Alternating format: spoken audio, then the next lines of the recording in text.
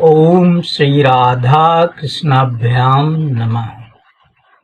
राधिका कृष्णौ वंदे आत्मा कलेवर रूपिणौ याभ्यां विना न वर्तन्ति जगता माया विनिर्मितम्। प्यारे सज्जनों, भगवान श्री कृष्ण की लीला कथा के क्रम में आज मैं फिर आप लोगों के सामने उपस्थित हूँ।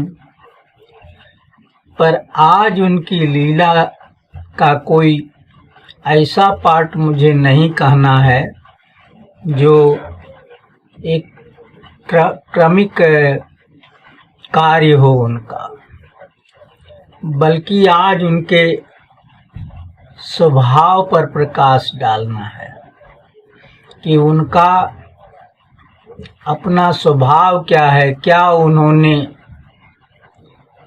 मानव अवतार में अपने रहने का, अपना जीवन यापन का क्या नियम बना रखा है, उस विषय में प्रकाश डालना है। भगवान श्री कृष्ण के धरती पर अवतार के बारे में तो आप लोग जानते ही हैं कि उनके 3 कारण होते हैं। एक तो ये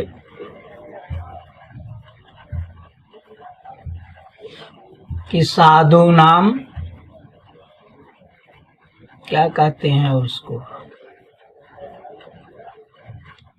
परित्राणाय साधूनां और विनाशाय च दुष्कृताम्, धर्म संस्थापनार्थाय संभवामि जुगे जुगे। यही उनका 3 लक्ष्य होता है अवतार लेने का।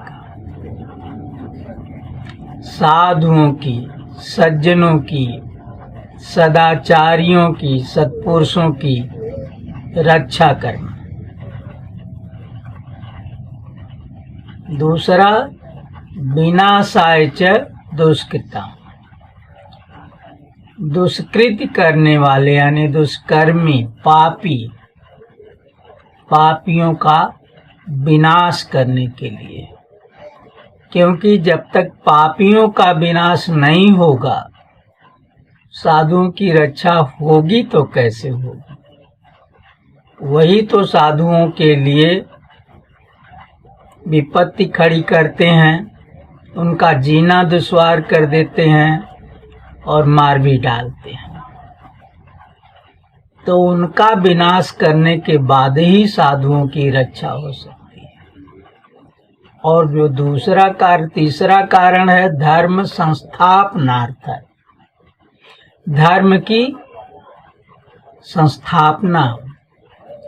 तो धर्म की संस्थापना भी दुष्टों के विनाश से ही होती है, क्योंकि धर्म की हानि और अधर्म की बढ़ोतरी वही करते हैं। तो कुल मिलाकर के भगवान धरती पर भार स्वरूप दुष्टों का नाश करने के लिए अवतार लेते हैं और उनका नाश करते हैं। तो बदले में 2 चीजें मिलती हैं, साधुओं की रक्षा होती है और धर्म की स्थापना होती है।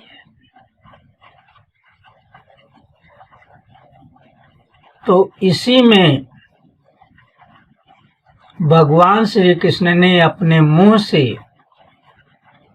क्लियर करके कहा है कि मुझे सबसे प्यारा धर्म है।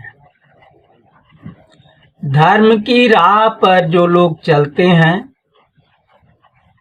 उसका आचरण करते हैं, वही मेरे भक्त हैं।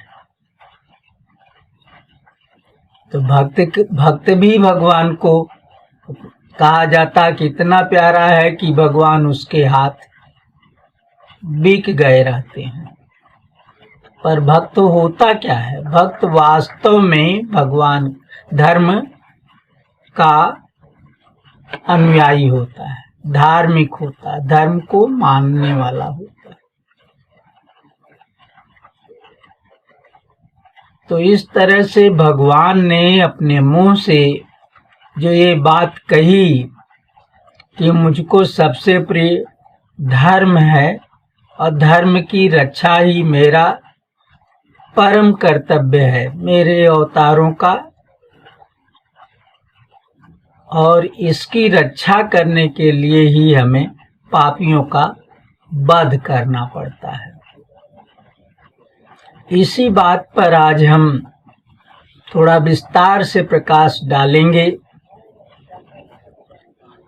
तो जो उन्होंने ये बात कही है भगवान ने, वो उनके चरित्र से, उनकी लीला से उसकी पुष्टि करनी है कि कहाँ कहाँ उन्होंने ऐसा आचरण किया धर्म की रक्षा के लिए जो जरूरी था। धर्म की रक्षा के लिए भगवान स्वयं जो है वो अधर्म तक का रास्ता अख्तियार कर लेते हैं। अगर वो पापी थोड़ा अधर्म करने से ही नष्ट होने वाला है, तो प्रभु उस अधर्म को करने में भी नहीं चूकते। ठीक वैसे ही जैसे उन्होंने पिछले दिनों के हमारे प्रवचन में उन्होंने बताया था कि सत्यवाद बहुत अच्छी चीज है, धार्मिक कृत्य है, लेकिन हमें सत्यवाद जो है वो करते समय उसके परिणाम पे निगाह रखनी चाहिए। जहां सत्यवाद करने से परिणाम खराब हो, हिंसा होती हो, अधर्म होता हो, अधर्म की बढ़ोतरी होती हो, धर्म की हानि होती हो, वहां सत्यवाद जो है परिणाम में सत्य नहीं है, वो असत्य के बराबर। क्योंकि असत्य बोलने से कहा जाता है कि सत्य बोलना पाप है, तो पाप जनरली नहीं है, विशेष रूप से पाप। क्यों? क्योंकि ज्यादातर असत्य बोलने से धर्म की हानि होती है, लेकिन कहीं कहीं असत्य बोलने से धर्म की रक्षा होती है। तो जहां कहीं असत्य बोलने से धर्म की रक्षा हो, अधर्म का नाश हो, वहां वो असत्य जो है वो परिणाम में असत्य नहीं है, परिणाम में वो सत्य के बराबर है। और उसी के उल्टे जहां सत्य बोलने से असत्य जैसा परिणाम निकलता हो, वहां जो है वो सत्य परिणाम में सत्य नहीं है, परिणाम में वो असत्य के बराबर है। इसलिए उसको नहीं बोलना चाहिए, बल्कि वहां पर असत्य बोलने से धर्म की रक्षा हो रही है तो असत्यवाद करना चाहिए।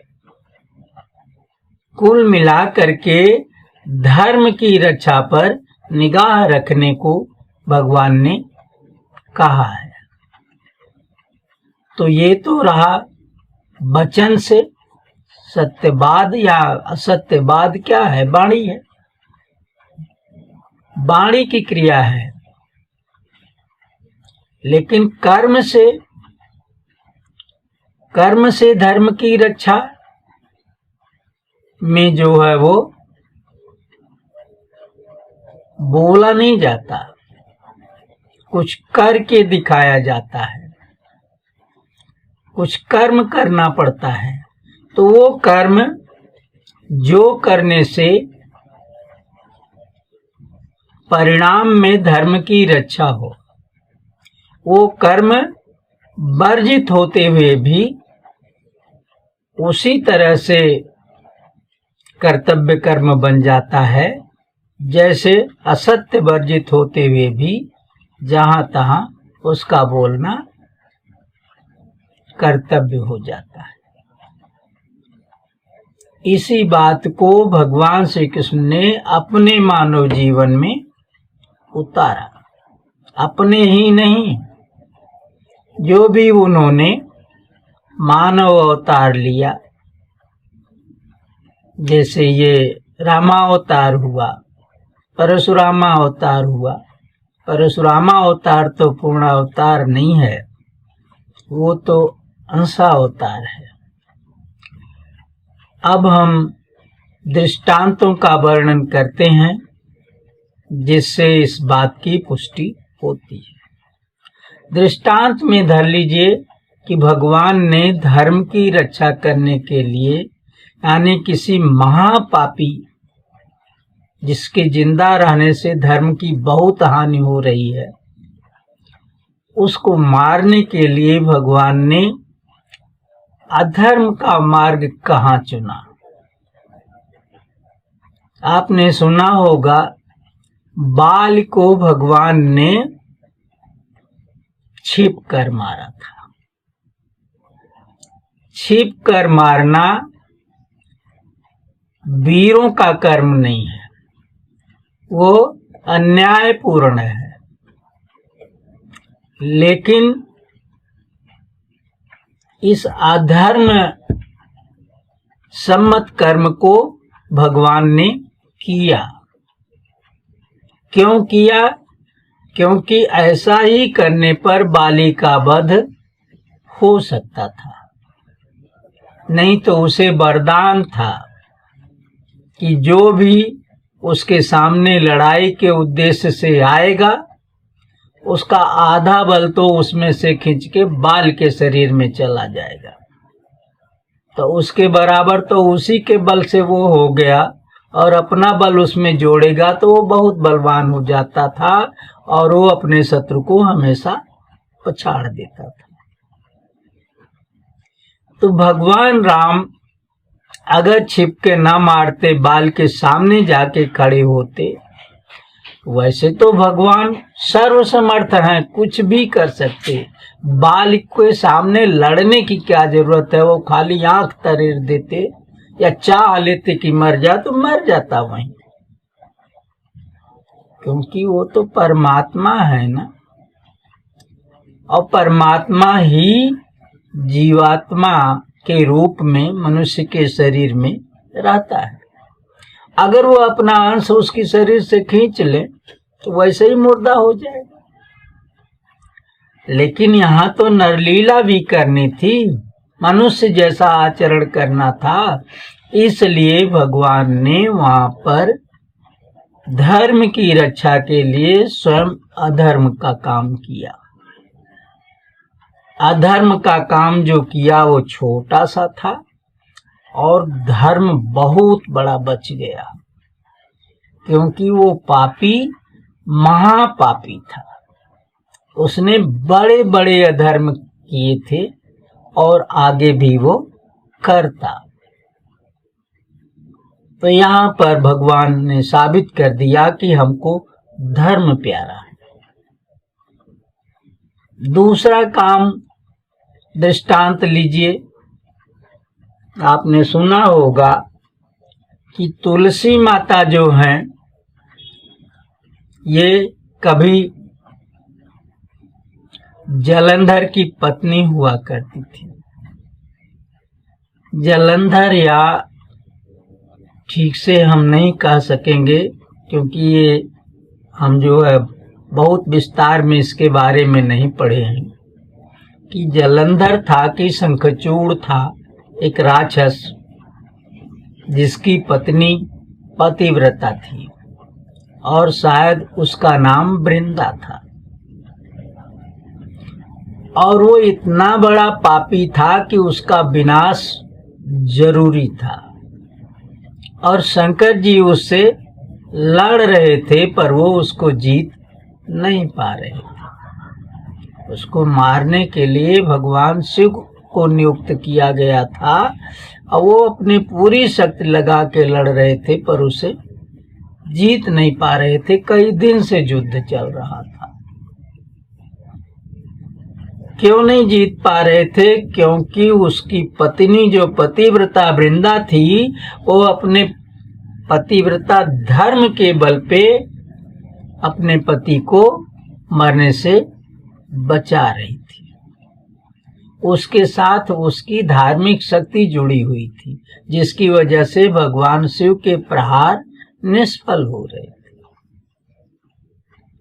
और उसका मारना चूंकि परम आवश्यक था, इसलिए विष्णु भगवान ने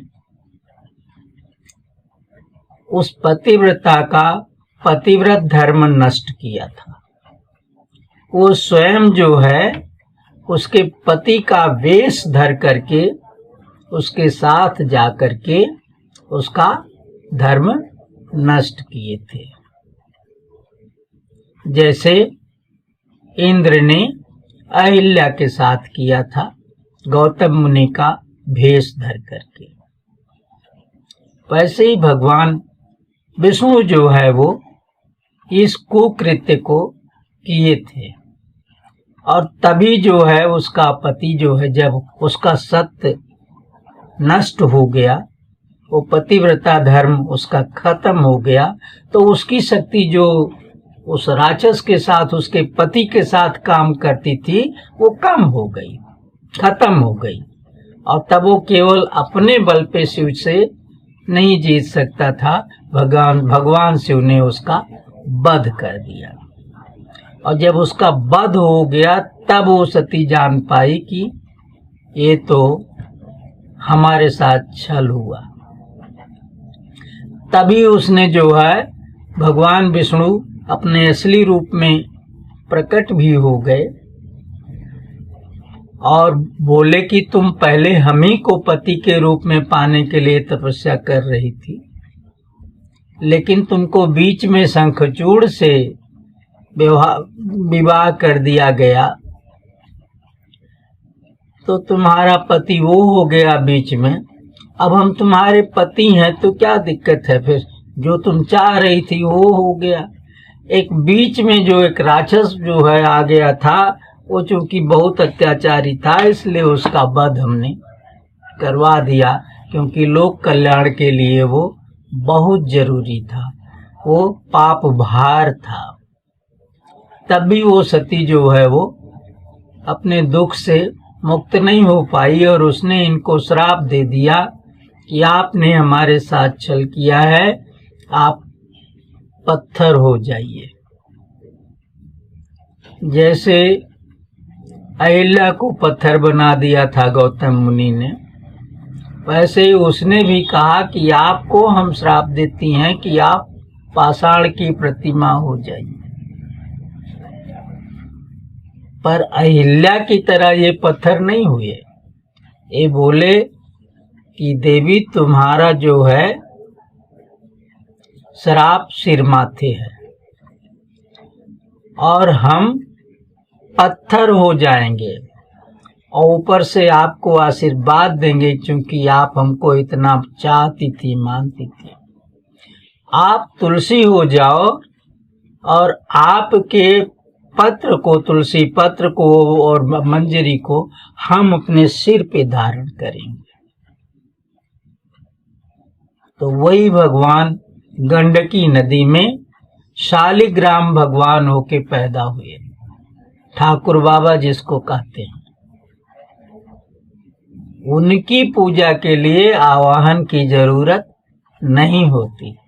शास्त्रों में कहा गया है कि भगवान की पूजा करने के लिए 2-3 जगहों पर भगवान का आवाहन नहीं होता, बाकी जगहों पे भगवान को आवाहित करना पड़ता है, वहाँ आके बैठते हैं तब उनकी पूजा होती है। लेकिन जहाँ आवाहन की जरूरत नहीं, इसके माने वहाँ वो पहले से मौजूद हैं, तो उस पत्थर में शालिग्राम की बटिया में वो हरदम रहते, वो उनका स्वरूप माना जाता है। उसमें भगवान को आवाहित नहीं किया जाता, और वो साक्षात विष्णु भगवान हैं। और तुलसी माई जो हैं वो सती शिरोमणि वृंदा जी हैं। उन्होंने मान दिया कि हम अपने सिर पे रखेंगे। और एक कहावत प्रचलित है कि बिन तुलसी हर एक न मानी, जय जय जय तुलसा महारानी। भगवान के हर कार्य में तुलसी जरूरी है। अगर तुलसी से उनका भोग नहीं लगा, तुलसी से दूसरा काम नहीं हुआ, तुलसी माई उनके किसी पूजा पाठ में नहीं हुई, तो कहा जाता भगवान उस पूजे को स्वीकार नहीं करते। पर हम कहते हैं कि करते हैं, नहीं स्वीकार करने वाली बात नहीं। पर यह है कि तुलसी माई का महत्व उन्होंने बढ़ा रखा है। वो जब भी चढ़ाई जाती हैं तो ठाकुर बाबा के सिर पे चढ़ाई जाती हैं, और भोग लगाते समय उनका पत्र अगर उसमें छोड़ दिया जाता तो भगवान बड़े प्रसन्नता से उसका भोग लगाते हैं। पर मान लीजिए कहीं भगवान का भक्त ऐसा जहाँ तुलसी दल उपलब्ध नहीं है, उसके गले में तुलसी की माला भी नहीं, कोई विकल्प नहीं है, तो भोग कैसे लगाएगा? तुलसी नहीं डालेगा तो क्या भगवान खाएंगे? नहीं, भगवान खाएंगे। भगवान प्रेम और श्रद्धा के भूखे हैं। वो सच्चे मन से भगवान को परस के और उनको जो है कहेगा लीजिए खाइए कन्हैया, तो कन्हैया खा लेते हैं। तो ये कहना गलत है कि बिन तुलसा हर एक न मानी। क्यों नहीं मानेंगे? मानते हैं, पर ज्यादातर वो तुलसा से ही प्रसन्न रहते हैं। तो यहाँ पर भी भगवान जो है वो धर्म की रक्षा के लिए एक जो है अन्यायपूर्ण काम किए, एक सती का सतीत्व नष्ट किए, वो भी धोखे से। तीसरा उदाहरण, एक दूसरी वृंदा थी, केदार कन्या कहा जाता उनको, या क्या थी, वो भगवान श्री कृष्ण को पति रूप में पाने के लिए तपस्या कर रही थी, और उनकी अखंड तपस्या चल रही थी। बड़ी ही रूपवती थी। भले ही वो उपवास व्रत दुनिया भर के नियम पाल के कर रही थी तपस्या, लेकिन उनका चेहरे का सुंदरता, उसकी दिव्यता वैसे ही चटक बनी थी। वो घटी नहीं थी, देखने में बहुत प्यारी और बड़ी सुंदर लगती थी। उनको जो है जब तपस्या उनकी बहुत बढ़ गई आगे, तो ब्रह्मा जी ने धर्म देवता को आदेश दिया कि आप जाकर के इनकी तपस्या की परीक्षा लो, इनके प्रेम की परीक्षा लो। ये वास्तव में सच्चे दिल से भगवान को पति रूप में चाहती, उन्हें पति मानती हैं कि ऐसे ही तपस्या कर रही, अभी बाद में होने पर पति मानेंगी। तो धर्म देवता एक ब्राह्मण का रूप धर के उनके प्रेम की परीक्षा करने गए थे। जैसे उमा माता के तपस्या काल में सप्तर्षि लोग गए थे, तो कह रहे थे अरे भूत प्रेत के मालिक भोलेनाथ के पीछे इतना सती हो रही हो, इस तरह की तपस्या कर रही हो, अरे आपको तो इतनी सुंदर शरीर मिली है, इतना जो है सुंदर आपका जो है वो स्वरूप है, उसके अनुसार तो आपको बड़ा सुंदर वर चाहिए। और आप जो है वो जो भस्म पोते रहते हैं हरदम, और कीड़ा बिच्छी गोजर पहने रहते हैं, श्मशान में टहलते हैं, बर्ध पे चढ़ के चलते हैं, और जो है डमरू और त्रिशूल लेकर के और भूत प्रेत की सेना है, ऐसे को पति के लिए आप जो है वो सती हो रही, यहाँ कितने दिन से तपस्या कर रही हैं। तो उन्होंने कहा कि क्या करें मुनिवर, हमारी तो रगड़ हो गई है कि हम उन्हीं को जन्म जन्म लो, रगड़ हमारी बरों शंभु न तरहूं कुंवारी। एक जन्म में नहीं, चाहे जितने जन्म मेरे हों, हर जन्म में मैं अगर पति रूप में किसी का वरण करूंगी तो शंभू जी का करूंगी, और नहीं तो कुंवारा जीवन बिताऊंगी, कुंवारेपन में। दूसरे का भले वो लाख सुंदर हो, जिसको आप बता रहे हैं, विष्णु को बता रहे हैं और क्या, तो वो सब हमारे लिए जो है वो मतलब नगण्य है। तो ये परीक्षा लिए थे। तब जो है उन्होंने कहा कि अब आप जो है वो जाइए तपस्या छोड़ के घरे, आपकी तपस्या पूरी हो गई, हम केवल प्रेम की परीक्षा लेने आए थे। तो उसी तरह से वो धर्म देवता ब्राह्मण का रूप धर के उस वृंदा जी की प्रेम परीक्षा लेने गए थे ब्रह्मा जी के आदेश से। और वो भी कहने लगे कि आप देवी यहाँ किसके लिए तप कर रही हो, तो भी बताएं कि हम ब्राह्मण देवता भगवान के लिए तपस्या कर रहे हैं, उनको पति रूप में पाना चाहती हैं। अरे बोले, भगवान के चक्कर में पड़ के पूरा जीवन बर्बाद कर दोगी। इतनी सुंदर शरीर पाई हो, इतना सुंदर यौवन पाई हो, और इसके बाद जो है वो उनके लिए जिसको जो है लोग हजारों हजारों दिव्य वर्ष तक तपस्या करते हैं, सफल नहीं होते। और उनके स्वयं लक्ष्मी जी पत्नी हैं। भगवान कृष्ण को लीजिएगा तो राधा जी उनकी प्रिया हैं। और काहे को आपको स्वीकार करेंगे? ऐसे तपस्या करते करते झुरा जाओगी, जिंदगी बेकार हो जाएगी। आपको तो चाहिए कि मौके पर जो वर मिल जाए सुंदर, उससे ही ब्याह कर लो। वो कहने का मतलब इस ढंग से कह रहे थे कि हमसे कर लो। और वो बोले, अरे आप इस तरह की बात मत करिए, आप ब्राह्मण देवता हैं, धार्मिक विचार के हैं, और आप जो है किसी पराई स्त्री से इस तरह की बात कर रहे हैं। तो वो जो है वो अपना तर्क कुतर्क पेश करते रहते थे और उनकी ओर आगे बढ़ते चले जा रहे थे। जैसे लगता था उनको पकड़ने के लिए उनके करीब जा रहे हैं।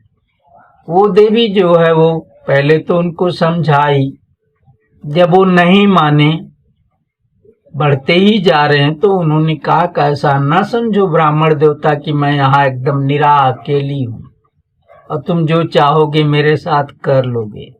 अरे यहाँ सब देवता लोग मौजूद हैं, पवन देवता हैं, सूर्य देवता हैं, सारे देवता यहाँ पर मौजूद हैं। और आपके जो है ये दिशाओं के देवता हैं, भगवान स्वयं जो है सर्वव्यापी हैं, और आप मुझको अकेली समझ रहे हो। अभी दूर रहो, यहाँ से आगे मेरी तरफ मत बढ़ना। पर वो माने नहीं, वो तो परीक्षा लेने जा रहे थे और बढ़ रहे थे, देखें क्या करता हो। जब उन्होंने देखा कि ये तो हमें अब छू ही देंगे, तो उन्होंने क्रोध करके श्राप दे दिया। 3 बार श्राप दिया, नष्ट हो जा, नष्ट हो जा, नष्ट हो जा, दुष्ट सी लागे। ऐसा जब कहा तो वो सती का श्राप इतना जल्दी फलित हुआ कि वो बेहोश होके गिर पड़े और उनकी शरीर से प्राण निकल गया। तब सारे देवता लोग वहां पर इकट्ठा हुए और वो लोग बताए कि अरे देवी, आपने जो है बड़ा अनर्थ कर दिया।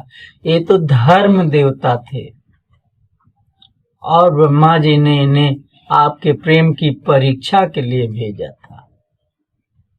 ये कोई ब्राह्मण नहीं थे, और आप जान नहीं पाई, इनको मृत कर दिया आपने। तो बोली भाई ये तो हम भी नहीं जान पाए कि धर्म देवता हैं, हमारी परीक्षा ले रहे हैं, नहीं तो हम उस ढंग से पेश आती। हम तो सोचे ये कोई दुराचारी है, हमको अकेली समझ के हमारे साथ इतना समझाने के बाद भी दुष्कर्म करने की नीयत से बढ़ा चला आ रहा है। तो हमने कह दिया हमारा भी कोई दोष नहीं है, पर हम करें तो अब क्या करें, अब तो श्राप दे दिए और ये मर गए, इनको जिलाया कैसे जाए। तो भगवान श्री कृष्ण भी वहां पर आए थे, सभी लोग, सारे देवता लोग आए थे। तो उस धर्म की पत्नी आके वहां रोने लगी, बिलख बिलख के हमारे पति को कैसे जिंदा किया। अब वो बेचारी कह भी रही है बल्कि मेरा श्राप मिथ्या हो जाए और धर्मदेव जी जाए, लेकिन ऐसा नहीं होता कि कोई श्राप दे के और फिर कहे मेरा श्राप मिथ्या हो जाए। नारद जी ने भी कहा था कि मिसा हूं ही मम श्राप कृपाला, जब उन्होंने विष्णु मोहिनी के स्वयंवर में भगवान विष्णु को जो है श्राप दिया था कि जो रूप धर के आप मेरे साथ छल किए और जिसको मैं पत्नी बनाना चाहता था आपने उसका हाथ पकड़ लिया, वही बानर भालू आपकी सहायता करेंगे और जाइए जो है वो आप मनई की जोन में जन्म लीजिए और पत्नी वियोग में तड़फिएगा। लेकिन जब उन्हें जो है वो पता चला कि वो तो उनकी भलाई के लिए ऐसा किए हैं, तो फिर बाद में कह रहे थे कि मृषा हूं ही मम श्राप कृपाला। लेकिन श्राप मृषा नहीं होता, कह दिया तो श्राप मृषा हो जाए, दे दिया श्राप तो वो पूरा होना। वैसे ही वो भी वहां कह रही थी, पर वो मृषा कहाँ से होएगा। तब वहां सारे देवता लोग किंग कर्तव्य विमूढ़ खड़े थे कि क्या किया जाए, धर्म अगर नहीं रहेगा तब तो अनर्थ हो जाएगा, धर्म का तो जीवित होना बहुत जरूरी है। और वो जो धर्म की पत्नी थी ना, वो भगवान कृष्ण का पैर पकड़ के उन्हीं से चिपक गई कि आप ही स्वामी, जगत के स्वामी हैं, आप ही समर्थ हैं मेरे पति को जीवन दान देने में, आप मुझ पे कृपा करिए, मेरे पति को जिंदा कर दीजिए। तो भगवान ने धर्म की रक्षा के लिए अकल निकाली और उन्होंने कहा कि वृंदा देवी आप हमको पति रूप में चाहती हैं ना, हमसे विवाह करने के लिए आप तपस्या की है, तो आप जो है चलिए हमारे गोलोक धाम में, ये शरीर त्यागिए और दूसरी दिव्य शरीर लेकर के चलिए, आपको हम अपनी पत्नी स्वीकार करते हैं और राधा जी के बगल में बैठिए आप भी गोलोक धाम में, और आपकी जो आयु है बकाया, जितने वर्ष जी सकती हैं, आपकी बहुत बड़ी आयु है, वो अपनी आयु आप धर्म देवता को दे दीजिए, तो ये जिंदा हो जाएंगे। और फिर वैसा ही हुआ, वृंदा ने अपनी जो है वो आयु धर्म देवता को दे दिया, और आयु देते ही धर्म देवता तो जी के बैठ गए और अपना उनका शरीर मृत हो गया, छूट गई वो शरीर, और वो दूसरी शरीर दिव्य शरीर धारण करके भगवान के साथ चली गई गोलोक धाम। तो ये उदाहरण भी इस बात की पुष्टि करता है कि धर्म ही भगवान को सबसे प्यारा है, उसके लिए वो कुछ भी कर सकते हैं। अब आपको बताते हैं कि इतना उदाहरण तो दूसरे दूसरे ढंग के थे। अब कृष्णावतार में आइए, जहां पर हम इसी बहाने भगवान की लीला चर्चा करना चाहते हैं। कृष्णावतार में महाभारत के युद्ध में भगवान श्री कृष्ण ने सबका वध कराया। उनकी निगाह में सब अधर्मी थे, फिर भी वहां तमाम लोग उनके प्रशंसक थे और आज भी प्रशंसक भरे पड़े हैं। भीष्म पितामह को बड़ा बड़ा भारी धर्मात्मा घोषित किया जाता है, लेकिन अगर वो धर्मात्मा होते तो उनका वध भगवान न करते, तो सरसैया पर फिर न लेटते और पीड़ा सहते और उत्तरायण होने पर शरीर त्याग देते। वो पापी थे, धर्म के दुश्मन थे, इसीलिए उनका वध हुआ। द्रोणाचार्य, यही तो कौरव सभा में यही लोग गिनाए जाते थे कि वहां पर धर्माधिकारी रहते हैं, तो सबसे पहले भीष्म का नाम लिया जाता है, फिर द्रोणाचार्य का नाम लिया जाता, फिर कृपाचार्य का नाम लिया जाता, फिर अश्वत्थामा का नाम लिया जाता कि सब धर्म धुरंधर थे, इनके सामने अधर्म नहीं होने पाता था। लेकिन वो सब अधर्म कर रहे थे और इसीलिए भले ही पांडव लोग उन्हें पूजनीय समझ के चारों ओर आदर देते रहे और उन्हें धर्मात्मा कह के धर्मात्मा की इज्जत देते रहे, पर भगवान कृष्ण की निगाह में जो हंस की तरह दूध को दूध और पानी को पानी करके छान देते हैं, उनकी निगाह में ये सब घोर पापी थे और इसीलिए इनको जो है वो पराजय मिली, इनको मौत के मुंह में जाना पड़ा। मौत के मुंह में जो नहीं जाने लायक था, वरदानी था, चिरंजीवी था, तो उसको दूसरे तरह का कष्ट मिला। भीष्म पितामह को धर लीजिए, आप कहेंगे ये किस तरह से पापी थे?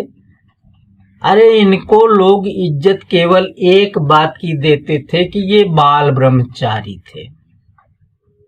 इन्होंने प्रतिज्ञा की थी अपने पिताजी को मेहरारू दिलाने के लिए कि हे केवटराज, अपनी कन्या को हमारे पिताजी के साथ ब्याह दीजिए, और आप चाहते हैं कि हमारे पिताजी के बाद राज सिंहासन पर आपकी बिटिया का बेटा ही बैठे, और फिर उसके बाद उसका बेटा बैठे, फिर उसके बाद उसका बेटा बैठे, यानी हम या हमसे उत्पन्न बेटे की श्रृंखला राज सिंहासन का अधिकारी न हो।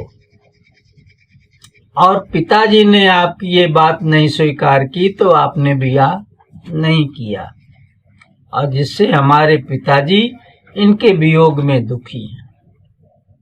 तो हम आपको वचन देते हैं कि आप इनका ब्याह करिए, हम जो है वो राज सिंहासन पर स्वयं तो बैठेंगे नहीं।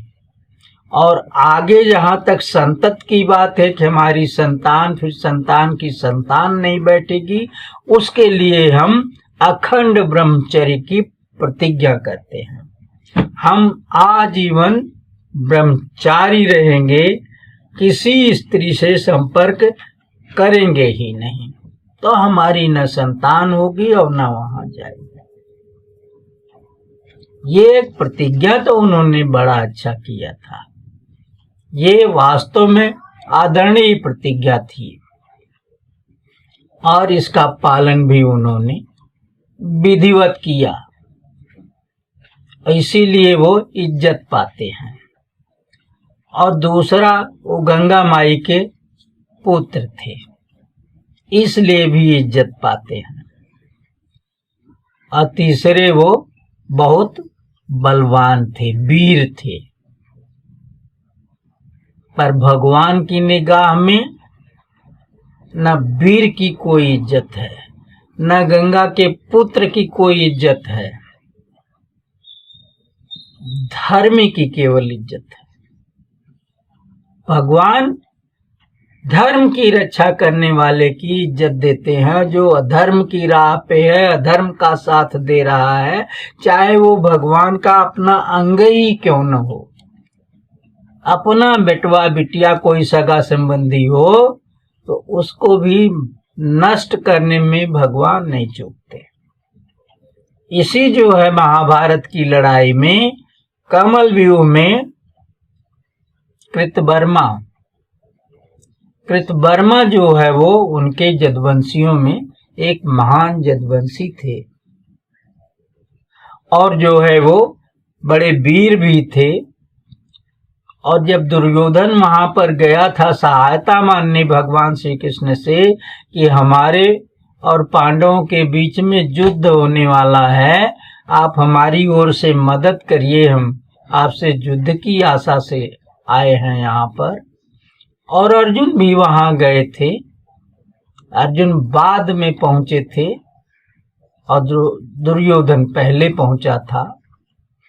अर्जुन भी उनके पैर की तरफ हाथ जोड़ के खड़े हुए और ये घमंडी था, गुमानी था, अधर्मी था, इसलिए सोच रहा था कि हम इनसे कौने माने में कम है। तो भगवान के सिरहाने कुर्सी लगा के बैठा हुआ था और भगवान जाग रहे थे, लेकिन वो सोने की नकल कर रहे थे। क्योंकि शुरू में जब दुर्योधन आया तो अर्जुन तब तक नहीं आए थे और वो अर्जुन के आने की प्रतीक्षा के लिए भगवान ने सोने की नकल कर लिया था। हम अभी सो रहे हैं। उनको दुर्योधन के साथ नहीं जाना था क्योंकि वो पापी था। पापी का साथ वो नहीं दे सकते। पापी का साथ देने वाले की तो वो खिलाफत करते हैं, स्वयं कैसे जाएंगे। और पांडव धर्मात्मा थे तो उनका साथ उन्हें देना था, तो इसलिए पांडव के पक्ष के जो उन्हें न्योता देने आए थे युद्ध के लिए वो अभी नहीं पहुंचे थे, तो भगवान आंख मूंदे थे। और जब अर्जुन आके पैर की तरफ खड़े हो गए हाथ जोड़ के, तब वो उठ के बैठ गए खटिया पर अपनी पलंग पर। अरे अर्जुन तुम कब से खड़े हो, हम तो देखे नहीं। दौड़ के उन्हें गले से लगा लिया। तब ये सोचा कि अरे ये तो हमसे बाद में आया अर्जुन और कृष्ण भगवान उसको गले लगा रहे हैं, बैठ रहे हैं, तो इसी के साथ न चले जाएं। तो ये बोल पड़ा अरे ऐसा नहीं है भगवान कृष्ण। भगवान तो ये कहता ही नहीं था, ऐसा नहीं है जदवंश शिरोमणि श्री कृष्ण, मैं इससे पहले आया हूँ, आपके सिरहाने बैठा हूँ, यहाँ कुर्सी लगा। वो तो अभी अभी आए हैं अर्जुन। अरे कुर्राज आप भी आए हैं। तब भगवान मुड़ करके उनसे भी मिले, लेकिन उन्हें उस ढंग से नहीं मिले जैसे अर्जुन से मिले थे। उन्हें आदर दिए जैसे अपने से बड़े हों, और जबकि वो भगवान के समधी थे, सगे समधी थे। भगवान के बेटे का विवाह दुर्योधन की बिटिया से हुआ था।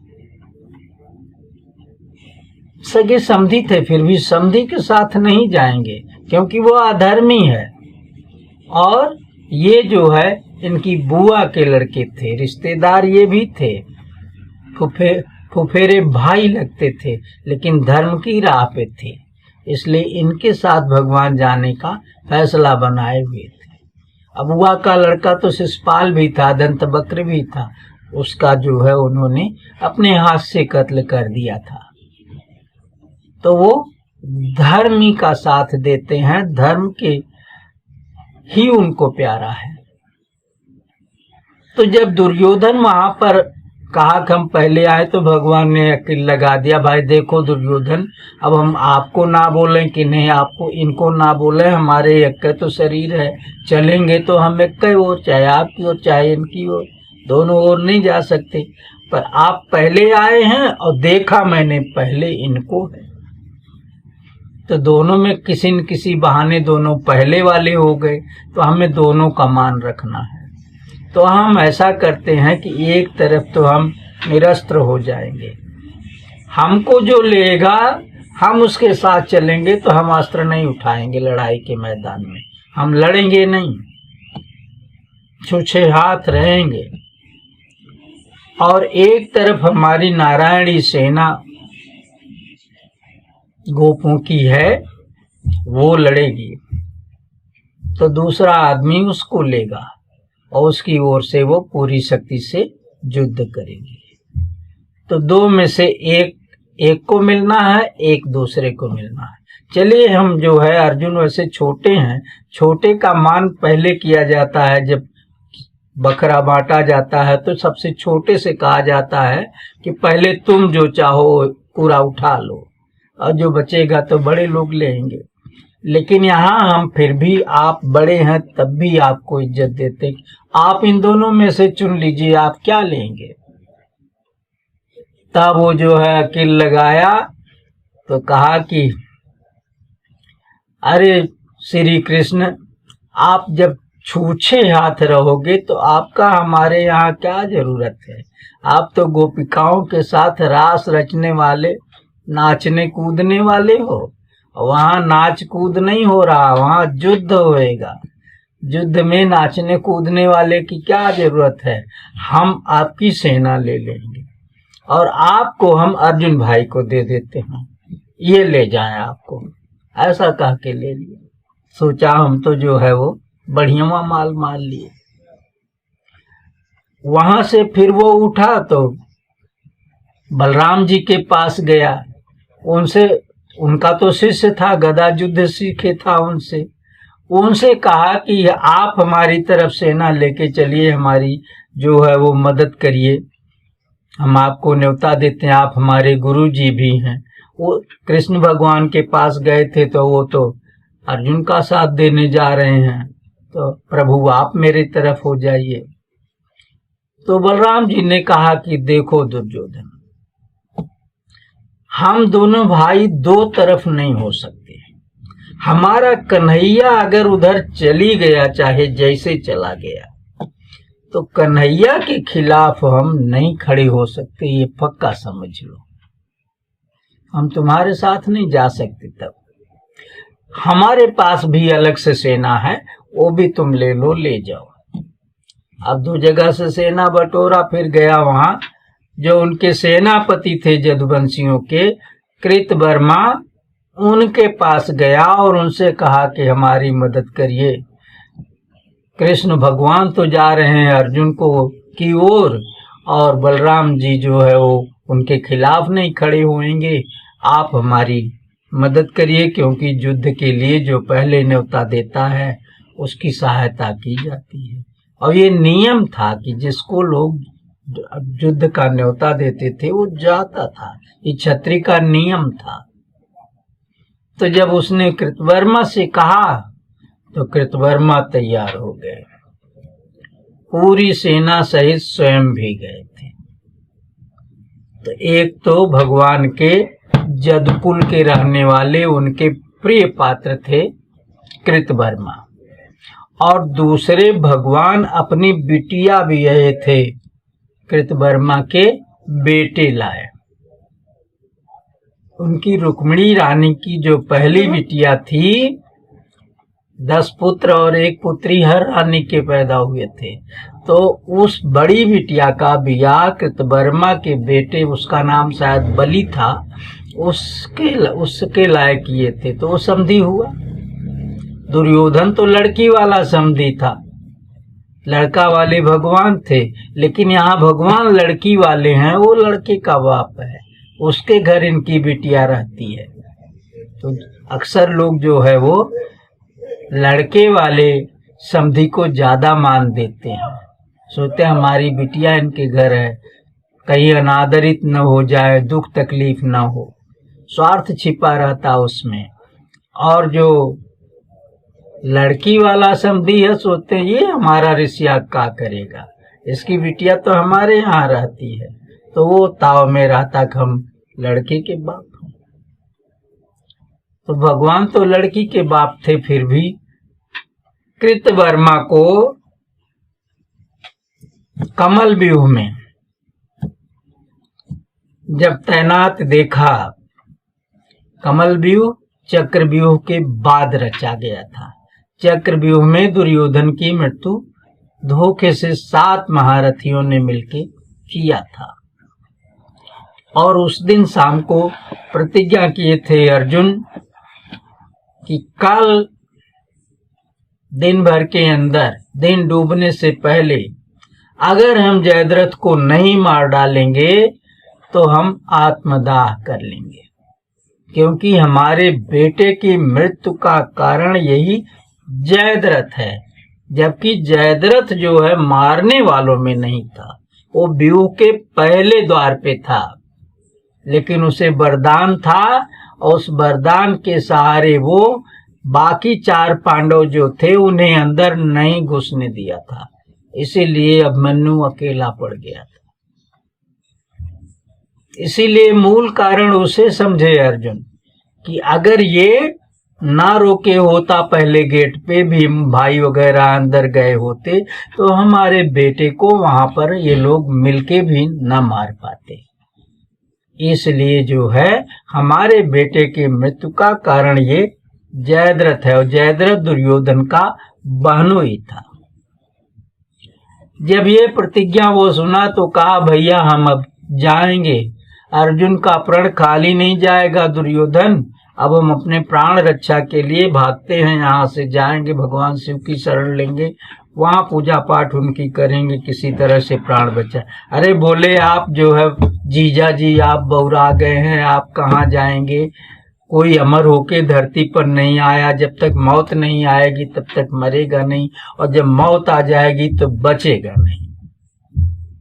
तो अगर कल आपकी मौत नहीं है तो अर्जुन कैसे आपको मार लेंगे, और इतनी बड़ी सेना हम लोगों की मौजूद है, हम सभी लोग केवल एक लक्ष्य कल रखेंगे कि आपको बचाएं, बाकी कोई लड़ाई नहीं लड़ेंगे, सब तरफ लड़ाई होएगी लेकिन हमारा लक्ष्य केवल एक होगा कि जयद्रथ को आँच न पाए, और दिन भर आपको अगर बचा ले गए, शाम को अर्जुन हम लोगों की आंख के आगे खुद जर के मर जाएंगे, फिर तो हम विजय पा जाएंगे।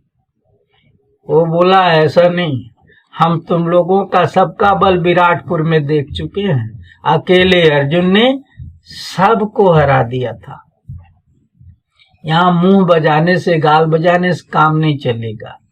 हाँ ये है कि द्रोणाचार्य अगर मेरी बाह पकड़ के प्रतिज्ञा करें तो कल दिन भर के लिए रक्षा का प्रण मैं करता हूँ, भार मैं लेता हूँ, तो मैं रुक सकता हूँ, नहीं मैं चला जाऊंगा। तो बोला अरे इसमें कौन सी बात, चलिए हमारे साथ, गुरुजी से हम जो है वो आपके रक्षा का भार दे देते हैं, उनके कान्हे पर लेके गया। द्रोणाचार्य से बातचीत हुई, द्रोणाचार्य भी समझ रहे थे कि अर्जुन के प्रण को मिथ्या करना किसी के बस की बात नहीं। क्यों? क्योंकि अर्जुन के प्रण के रक्षक स्वयं मुरलीधर हैं, वो अर्जुन को आत्मदाह नहीं होने देंगे, और आत्मदाह से अर्जुन कैसे बचेंगे जब वो जयद्रथ को मार डालेंगे। इसके माने कल जयद्रथ मरेगा जरूर, हम नहीं बचा पाएंगे, कोई नहीं बचा पाएगा।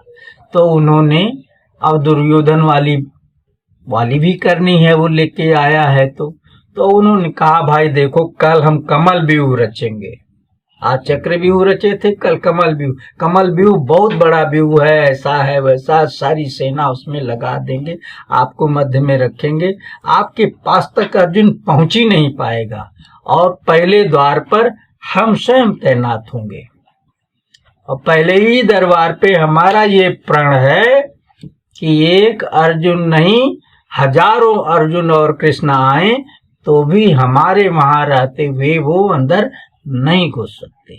ये प्रतिज्ञा है। अब लीजिए, प्रतिज्ञा उनको करनी थी कि उसकी बाह पकड़ के कल दिन भर तुम्हें हम बचाएंगे, वो प्रतिज्ञा नहीं किए।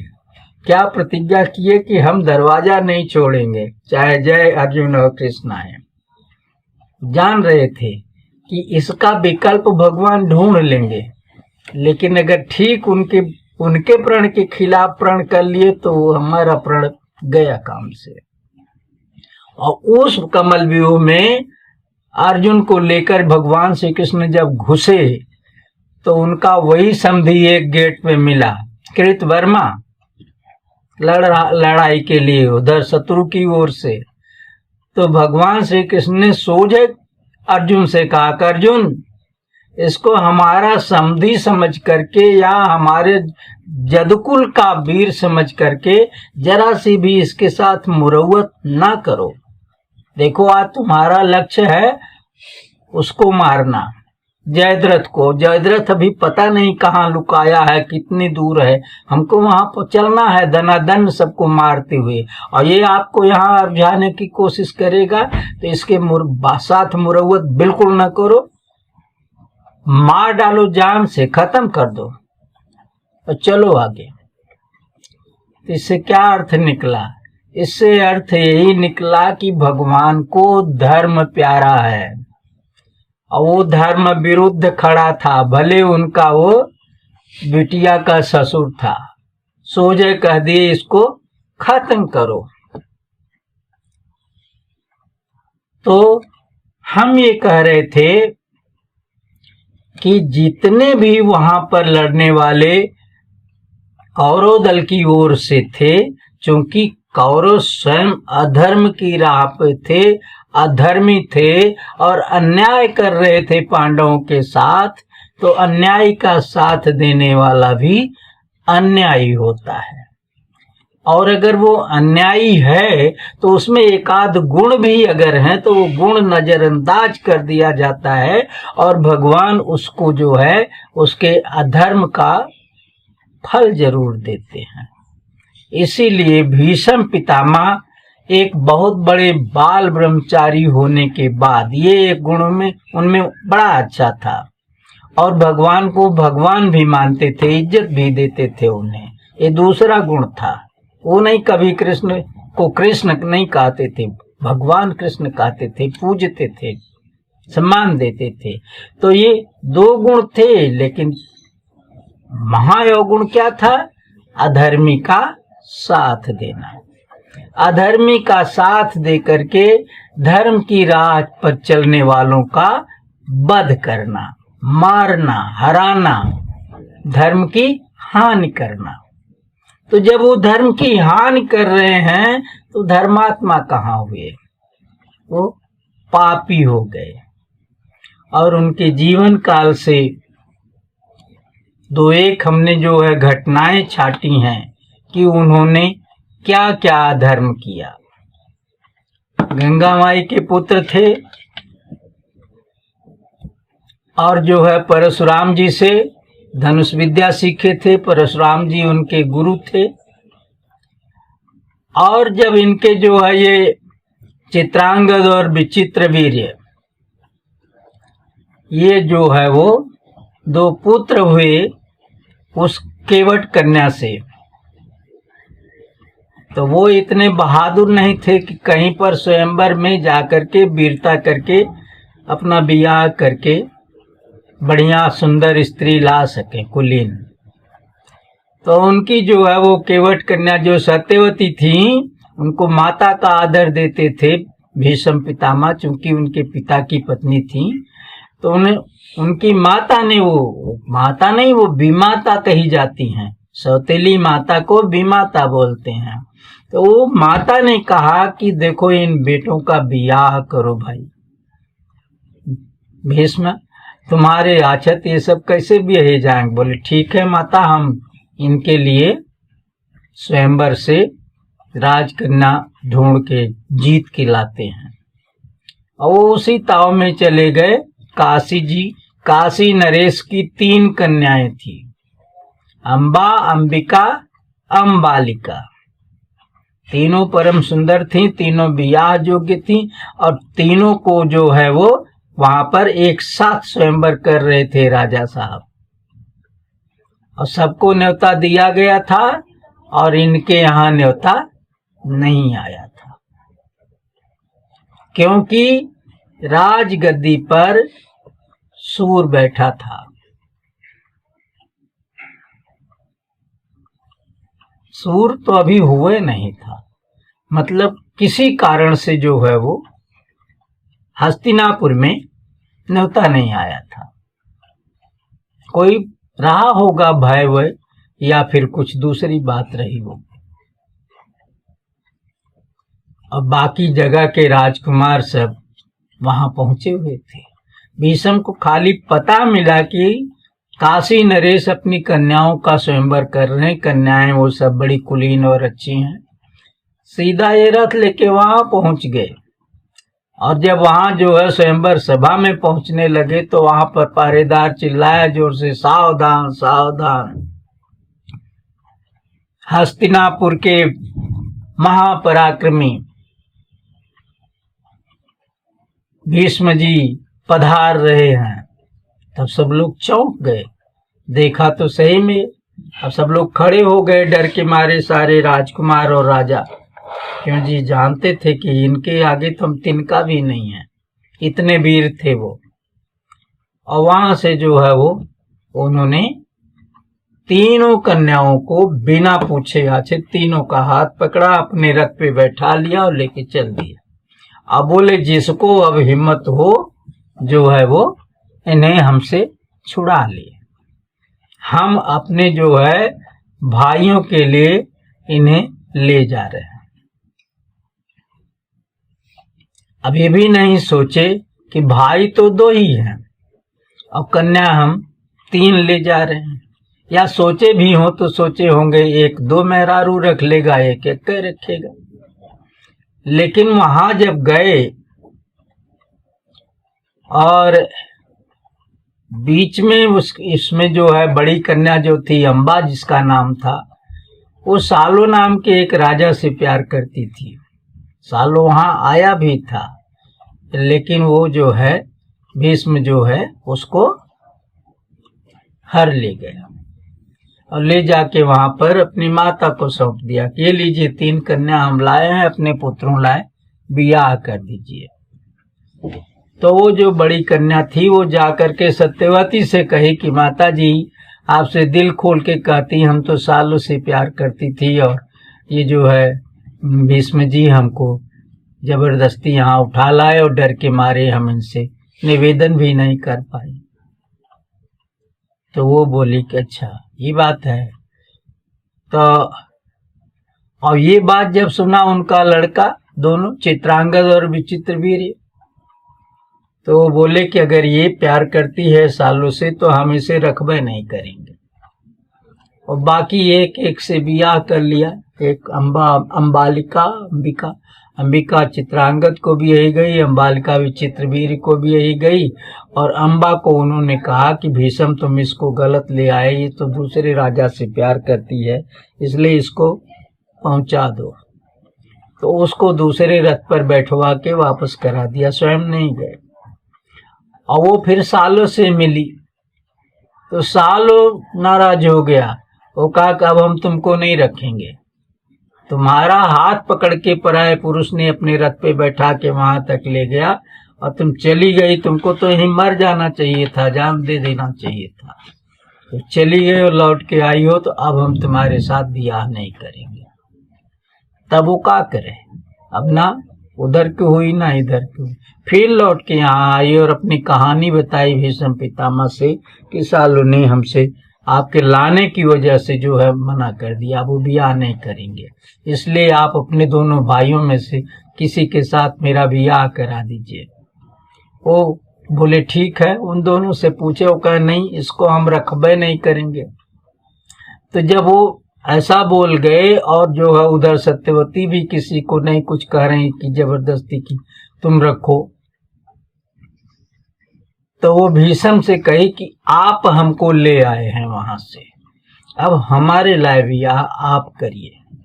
अब बोले मैं बाल ब्रह्मचारी हूँ, मैंने अखंड ब्रह्मचर्य की प्रतिज्ञा किया, मैं स्त्री से ब्याह कैसे करूंगा।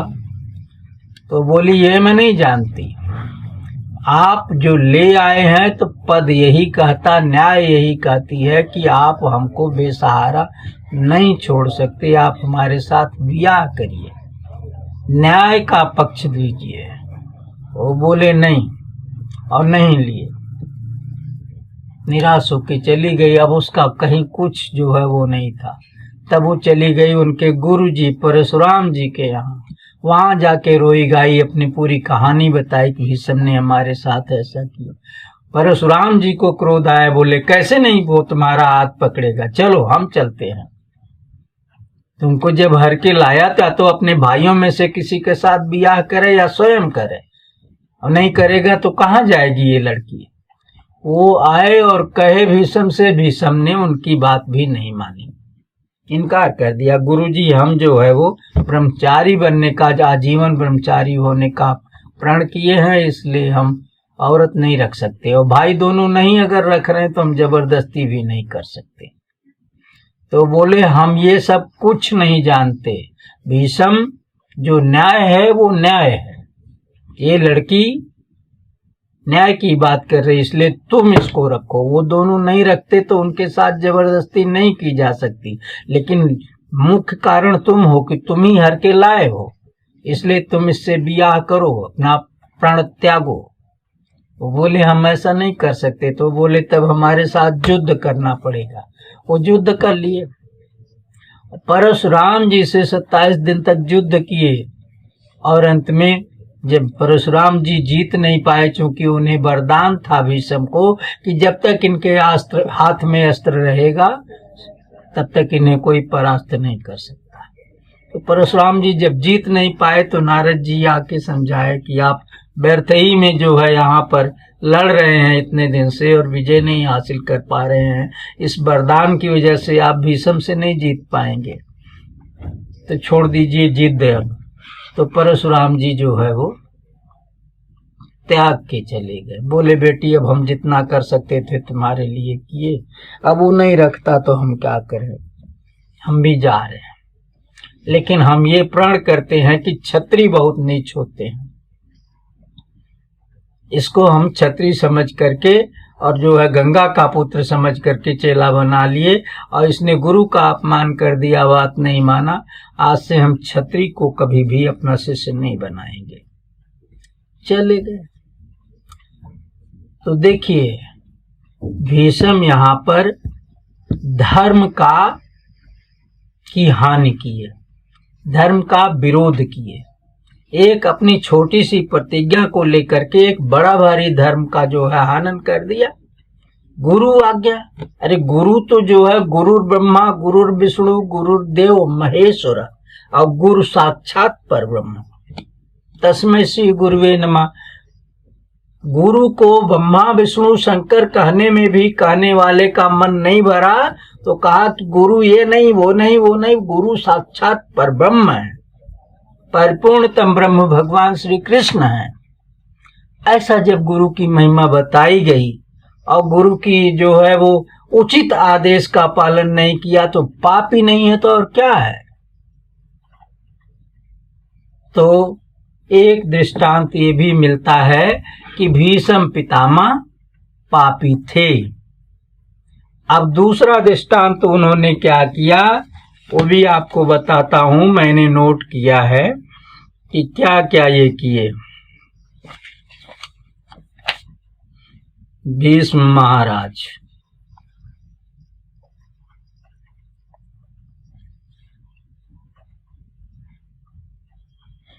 पापी का अन्न खाना ये भी पाप है।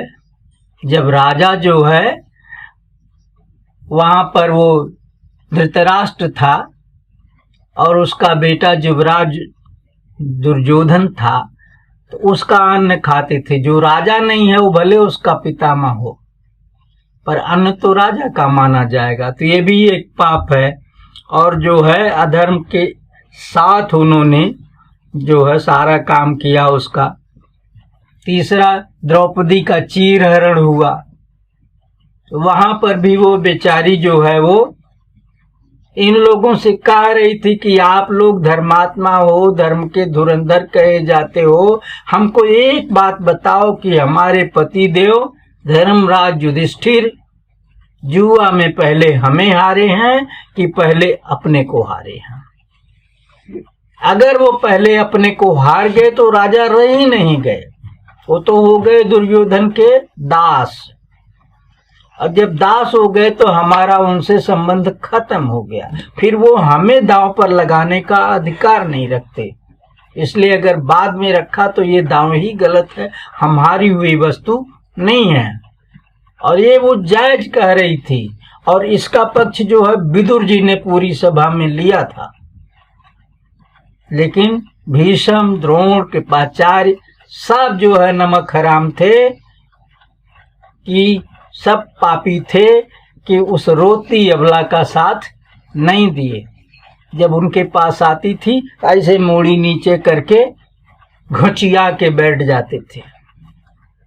तो भीष्म ये भी भारी पाप किए थे।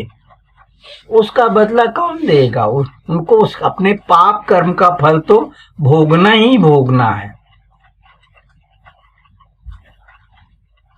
और फिर दुर्योधन की ओर से 10,000 सैनिकों का रोज वध करने का प्रण किए, लड़ करके।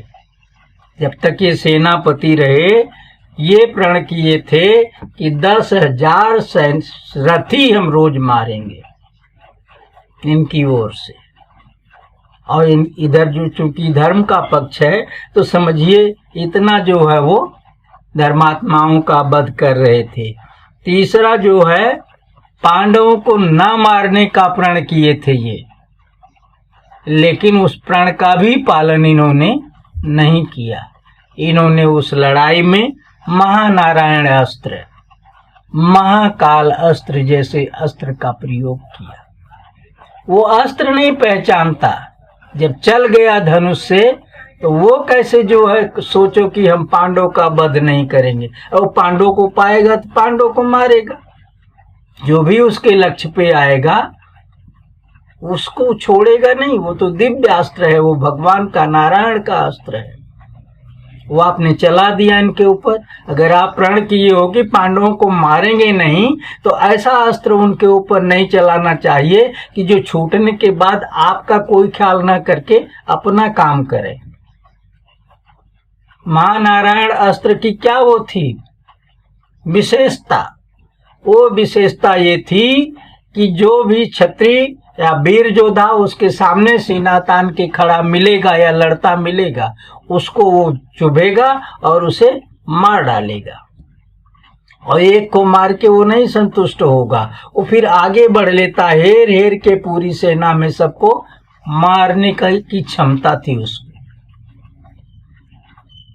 हाँ ये है कि अगर उसको पीठ दिखा दे कोई, पीछे मुंह करके और पीठ दिखा के अस्त्र शस्त्र नीचे फेंक के ऐसे झुक जाए तो वो उसको नहीं मारता था, उसे उसका काम वीर को मारना था।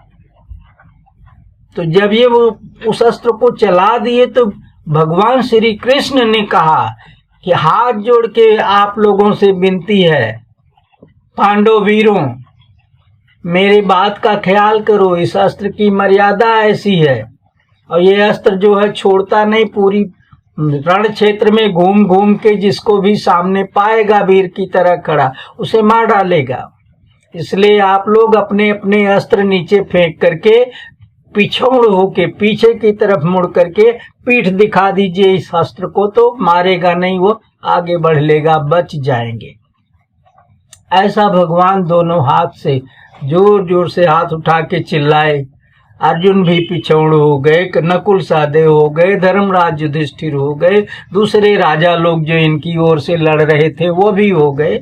एक भीम जो थे वो कहे ये अब जश्न नहीं लेंगे, हम जो है मर जाएंगे भले पर हम पीठ नहीं दिखा सकते। ये सुजस्म लेंगे कि हमने जीवन त्याग दिया लेकिन पीठ नहीं दिखाया।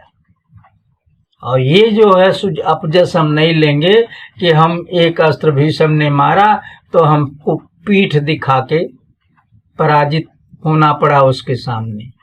तो भीम को बहुत हाथ जोड़े श्री कृष्ण भगवान की, भीम तुम भी ऐसा करो, तुम भी ऐसा करो, बाण अब तुम्हारी तरफ बढ़ रहा है, लेकिन वो नहीं माने। और जब उनको बाण ने देखा कि अरे ये तो खड़ा है गदा लेकर के सीना तान के, तब बड़ी वेग से हराता हुआ दौड़ा उधर। तो भगवान श्री कृष्ण जो है उस रथ पर से मन की गति से जा करके भीम को अपने पेट के नीचे दबा के ऐसे स्वयं उस बाण को सह लिया, अपने बाण का घात अपने ऊपर सह लिए और भीम को बचा दिए। तो इस तरह से भगवान श्री कृष्ण धर्म के रक्षक हैं, धर्मियों के रक्षक हैं। देखिए ना, भीम धर्म की राह पे थे तो उनको बचाने के लिए अपने ही बाण को अपने शरीर में सह लिया। लेकिन जो वो कहे थे कि हम पांडवों की रक्षा को मारेंगे नहीं, वो तो गलत हो गया। पांडवों के लिए ही तो अस्त्र चलाए थे। तो इस तरह से भी सिद्ध हुआ कि भीष्म पितामह पापी थे। और तीसरा आप और आगे हम आपको बताते हैं कि जब लड़ाई शुरू हुई थी और लड़ाई शुरू होने के पहले कौरवों के ये सेनापति, प्रथम सेनापति यही चुने गए थे और इनको दोनों पक्षों के सारे योद्धा इज्जत देते थे, सब पितामह कहते थे, क्योंकि इनकी उम्र बड़ी थी और ये श्रेष्ठ वीर थे और श्रेष्ठ बुद्धिमान भी थे। तो इनको पितामह पितामह करके दोनों दल इज्जत देता था।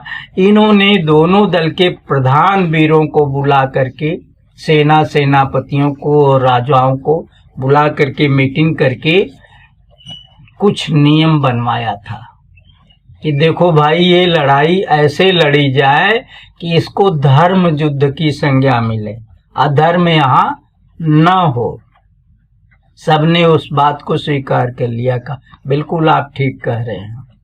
तो नियम बनाए गए, 10 नियम उन्होंने बनाया कि ये 10 नियम पाले जाएंगे तो ये युद्ध पूरा धर्म युद्ध होगा, अधर्म युद्ध नहीं होगा। और इस धर्म युद्ध में जो मरेगा वो या तो स्वर्ग जाएगा या भगवान के लोक में जाएगा। तो उन धर्म युद्ध में के लिए उन्होंने जो 10 नियम बनाए, हम उसको बाँच के सुनाते हैं सज्जनों। जरा सा सुन लीजिए कि वो 10 नियम क्या थे। स्वयं इस किताब से हम बाँच रहे हैं, अपने श्री कृष्ण चरितमानस के महाभारत कांड से।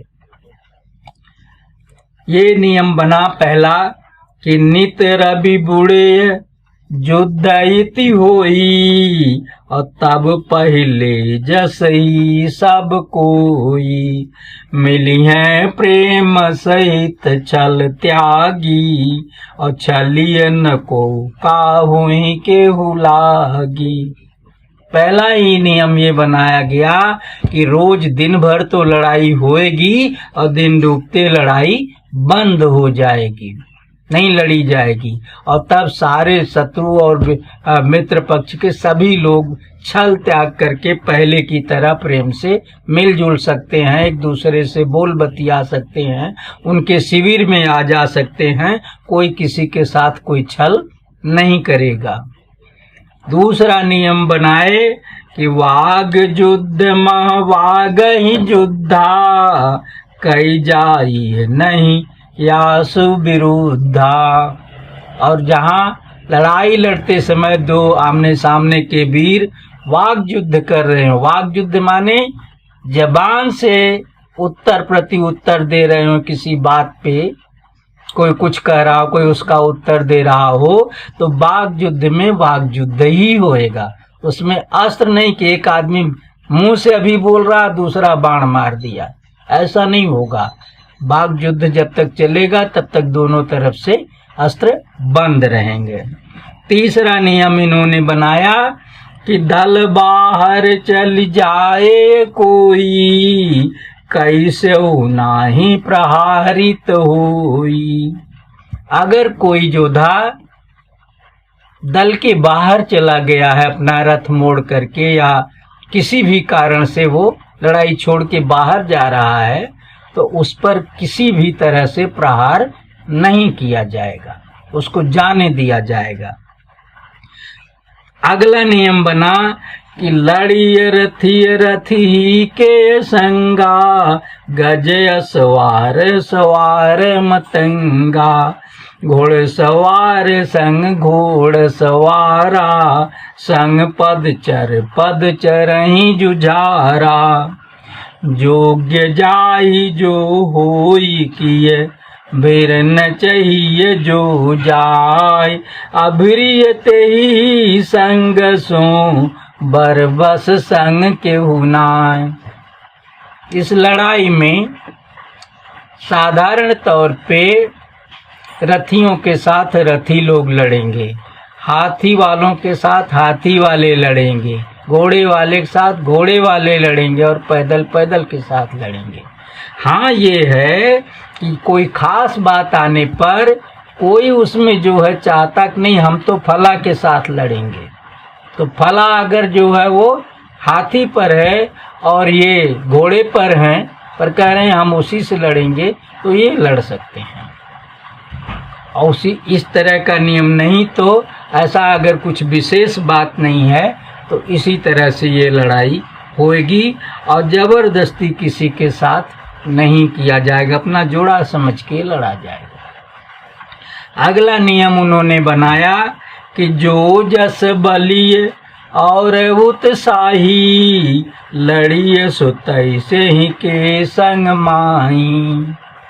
जो जैसा बलवान है, वीर है और उत्साही है, वो अपने बराबर के बलवान और उत्साही से ही लड़ेगा। ये नियम जो है बहुत आवश्यक था। इस नियम के अंतर्गत ये आता है कि जैसे कोई ब्रह्मास्त्र की विद्या जानता, ब्रह्मास्त्र चलाना जानता है और उससे लड़ने वाला सामने वाला अगर ब्रह्मास्त्र चलाना नहीं जानता तो वो उस पर ब्रह्मास्त्र नहीं प्रयोग, कायदन तो उससे लड़ेगा ही नहीं। ब्रह्मास्त्र जानने वाला ब्रह्मास्त्र जानने वाले से ही लड़ेगा। लेकिन अगर दूसरा जो है नहीं जानता फिर भी उससे लड़ गया तो ब्रह्मास्त्र उस पे नहीं छोड़ा जाएगा। ये नियम है। और फिर कई जाई है प्रहार रन तब ही अस जग रहे न बैरी जब ही अतः पुकारी व सजग बनाई हुई को पर प्रहार कई जाई। अगला नियम ये बना कि कोई असावधान है, लड़ाई के मैदान में शत्रु है, तो दूसरा उस पे असावधान वाली स्थिति में प्रहार नहीं करेगा। उसे सजग करके, उसे सावधान करके, उसे बुला के पुकार के सजग बना जाए, समरो अब हम तुम पर वार करेंगे, ऐसा कह के तभी उस पर प्रहार किया जाएगा।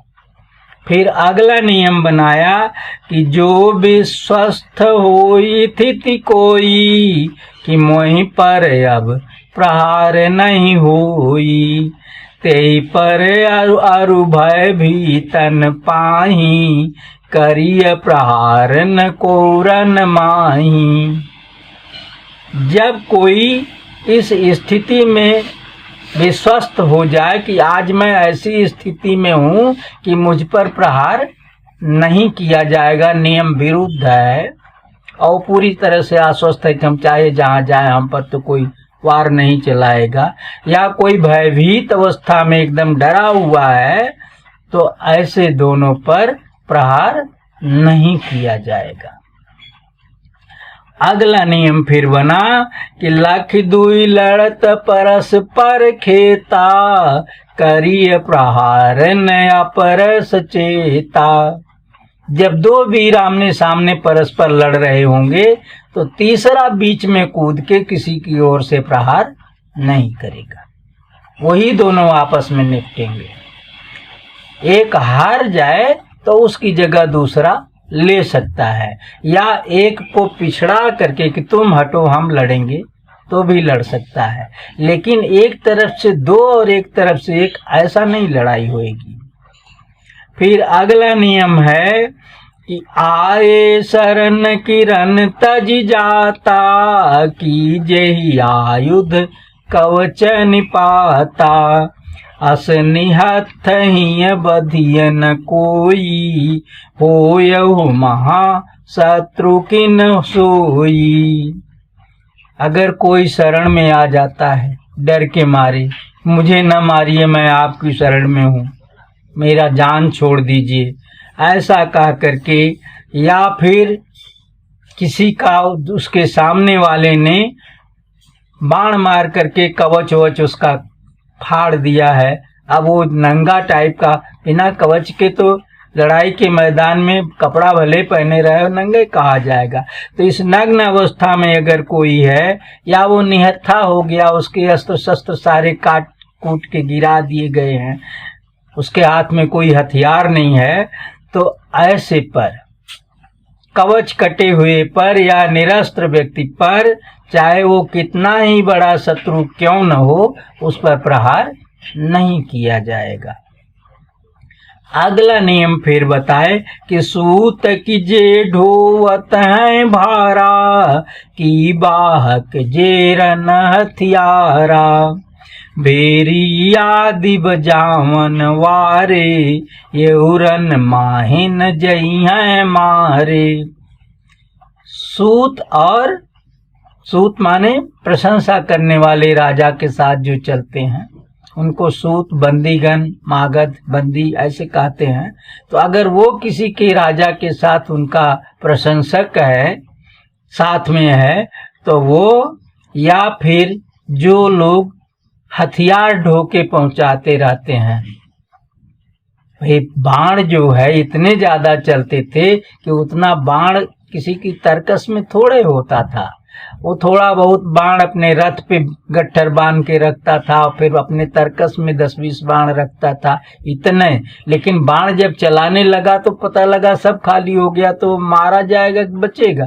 तो उसके रथों पर बाण पहुंचाने वाले बोझ के बोझ गदहा से, खच्चर से, ऊंट से, कंधे पर ऐसे ढोने वाले लड़ाई के मैदान में ढोया करते थे और अपनी सेना के महावीरों के पास बाण पहुंचाते थे और दूसरी अस्त्र शस्त्र पहुंचाते थे। तो इसे ढोने वाले जो हैं उन पर भी बाण नहीं चलाया जाएगा, इनको कोई नहीं मारेगा। ये 10 नियम भीष्म पितामह ने प्रस्तावित किया था और सब ने इस पर दस्तखत किया था। यही होगा ताकि ये लड़ाई अंततोगत्वा धर्म युद्ध के नाम से प्रसिद्ध हो। लेकिन वो भीष्म पितामह स्वयं पहले ही दिन राजा विराट के बेटे श्वेत को ब्रह्मास्त्र से जला दिए, जबकि वो ब्रह्मास्त्र नहीं जानता था, इनके जोड़े का था ही नहीं, बिल्कुल आधा भी नहीं था, और उस बेचारे को इन्होंने ब्रह्मास्त्र मार के जला दिया। दूसरे दिन की लड़ाई में राजा विराट के दूसरे बेटे शंख को द्रोणाचार्य ने ब्रह्मास्त्र से जला दिया। तो ये दोनों पापी हुए, क्योंकि नियम जो बनाए खुद उसी का उल्लंघन कर गए। पहले नियम विरुद्ध इन्हीं की ओर से हुआ और ये बड़े बड़े धुरंधर जो धर्मात्मा धर्मविद की संज्ञा पाए हैं, ये महापापी लोग प्रथम पाप किए हैं। तो इस तरह से मैंने बताया कि जिसको हम लोग कहते हैं कि बड़े धर्मात्मा है, भीष्म है, द्रोण है, ये सब महापापी थे, तभी काल के गाल में गए। और फिर अगला नियम क्या, अगली बात क्या है, धर्म को विजयी होने से रोकना, यानी धर्म की राह में ये बाधा डालते थे। और निराश दुर्योधन जब लड़ाई तैयार के लिए जो है भगवान ललकार के आए वहां से कि अब तुम नहीं संधि प्रस्ताव मान रहे हो, तो अब मृत्युशैया पर समय सेज पर सोने के लिए तैयार हो जाओ। तब ये जब गए थे वहां पर भीष्म पितामह के पास और द्रोणाचार्य के पास कि ऐसा ऐसा कृष्ण भगवान कह गए, हम आप ही दोनों जने का भरोसा करते हैं, तो कैसे हो क्या हो। तो वही भीष्म जो वहां कह रहे थे कि संधि प्रस्ताव मान लो, भगवान कृष्ण आए हैं, सही कह रहे हैं, वही बाद में उससे कहे डरो नहीं, मैं अकेला पूरा विश्व जीत सकता हूं, तुम निश्चिंत रहो। तो ये निश्चिंत करना ये भी पाप कर्म था। तो इस तरह से आपके जो है ये भीष्म पितामह महापापी सिद्ध हुए। और द्रोणाचार्य की बात लीजिए तो जितना इधर भीष्म पितामह ने किया उतने के अलावा द्रोणाचार्य ने क्या किया, जहां नियम बना था कि संध्या होते लड़ाई बंद हो जाएगी, एक दिन इन्होंने रात में भी लड़ाई लड़ा था। पहला नियम तो ये तोड़ा, और फिर दूसरा जो बताया कि उनके शंख, राजा विराट के बेटे शंख को ब्रह्मास्त्र से इन्होंने जलाया। और तीसरा जो है क्या किए थे, द्रौपदी चीरहरण के समय ये भी मोड़ी नीचे करके अधर्मी के खिलाफ कुछ नहीं बोले थे। और चौथा है कि धर्मराज युधिष्ठिर को बांध करके विजय दिलाने की प्रतिज्ञा किए थे। तो इस तरह से द्रोणाचार्य भी महापापी थे, चाहे वो जो भी रहे हो। और फिर ब्राह्मण थे जात के, और उन्होंने क्षत्रिय वर्ण का जो है वो क्षत्रिय धर्म अख्तियार कर लिया था, जो भी उन्होंने गलत किया था। कृपाचार्य की बात लीजिए, ये कुल गुरु थे। कृपाचार्य भी जो है इस पापी का अन्न खाते थे और इस पापी की ओर से लड़े, और जो है द्रौपदी के चीरहरण में ये भी जो है कुछ मुंह से नहीं बोले। तो ये सब जो है वो अपराध सारे जो वो लोग किए वो कृपाचार्य भी किए। और सबसे बड़ा अपराध लास्ट में किए कि अश्वत्थामा के साथ, अश्वत्थामा के मामा लगते थे, अश्वत्थामा के साथ रात के समय पांडव के शिविर में घुस करके अश्वत्थामा जो है सबको सोते में मार रहा था, और द्रौपदी के 5 पुत्रों का सिर पांडव समझ के काट लिया था। उस समय ये और कृतवर्मा दोनों जने धनुष बाण लेके छावनी के गेट पे तैनात थे कि अगर कोई वहां से जान बचा के अश्वत्थामा से भाग के इधर निकलना चाहेगा तो यहाँ आते ही गेट पर हम लोग मार डालेंगे। तो ये सबसे बड़ा पाप किए थे। तो इस तरह से कृपाचार्य भी पापी थे, और फिर अश्वत्थामा महापापी था ही था, वो अंदर जाकर के ऐसा सब कुछ किया।